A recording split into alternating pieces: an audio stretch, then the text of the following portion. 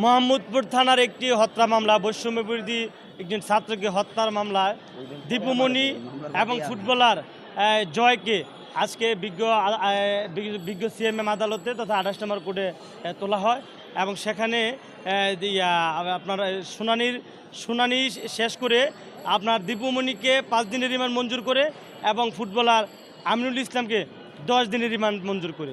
আর আপনারা জানেন যে এই দীপুমণি আপনার পুরো শিক্ষা ব্যবস্থাকে ধ্বংস করার জন্য অন্যতম হোতা হিসেবে কাজ করেছে। তারা আমার মনে হয় যে এই দেশের জন্য রাজনীতি না করে তারা ভারতকে খুশি করার জন্য রাজনীতি করেছে, যার খেসারত আজকে সিএমএম কোর্টে যদি সরেজমিনে যারা ছিলেন তারা দেখেছেন যে উত্তপ্ত ছাত্র জনতা দীপুমণির উপর যেভাবে আক্রোশ হয়েছিল, যদি স্ট্রং পুলিশ প্রোটেকশন না থাকতো হয়তো গণধোলাইয়ে তাদের জীবন বিপন্ন হয়ে যেত।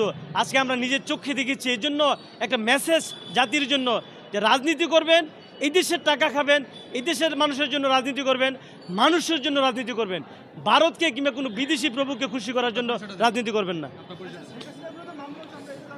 জি জি জি আমি অ্যাডভোকেট শফিকুল ইসলাম সবুজ। আমি আজকে এই মামলায় আমরা ছিলাম, আইনজীবীদের সাথে আমরা সাথে ছিলাম। জি জি জি আমি আইনজীবী। জি জি জি জি জি সালামু আলাইকুম। আমি অ্যাডভোকেট কাউসার, আমি এম কাউসার আহমেদ, অ্যাডভোকেট, ঢাকা জজ কোর্ট।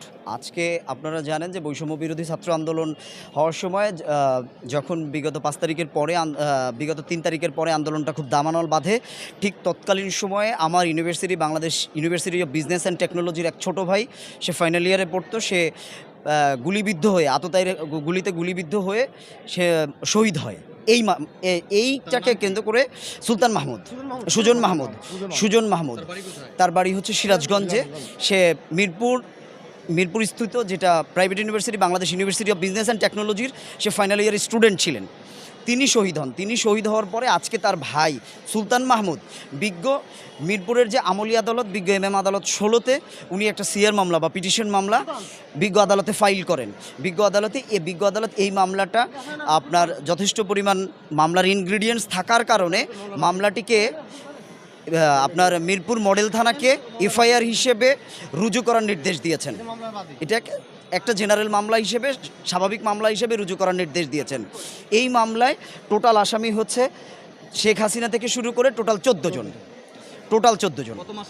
শেখ হাসিনা, সাবেক প্রধানমন্ত্রী জনাব ওবায়দুল কাদের, তৃতীয় আসামি আসাদুজ্জামান খান কামাল, সাবেক স্বরাষ্ট্রমন্ত্রী, মোহাম্মদ আনিসুল হক, সাবেক আইনমন্ত্রী, আমির হোসেন আমু 14 দলের সমন্বয়ক ছিলেন, রাশেদ খান মেনন, সাবেক এমপি, নজিবুল বশর মাইজভান্ডারি, সাবেক এমপি, দিলীপ বড়ুয়া, সাবেক এমপি, আনোয়ার হোসেন মঞ্জু, সাবেক এমপি, রেজাউল করিম, সাবেক মন্ত্রী, মইনুল হোসেন খান নিখিল, মিরপুরের এমপি, কামাল আহমেদ মজুমদার, সাবেক এমপি, মিরপুরের একটা অংশের এমপি, এবং ইলিয়াস আহমেদ মোল্লা, তিনিও মিরপুরের এক অংশের এমপি।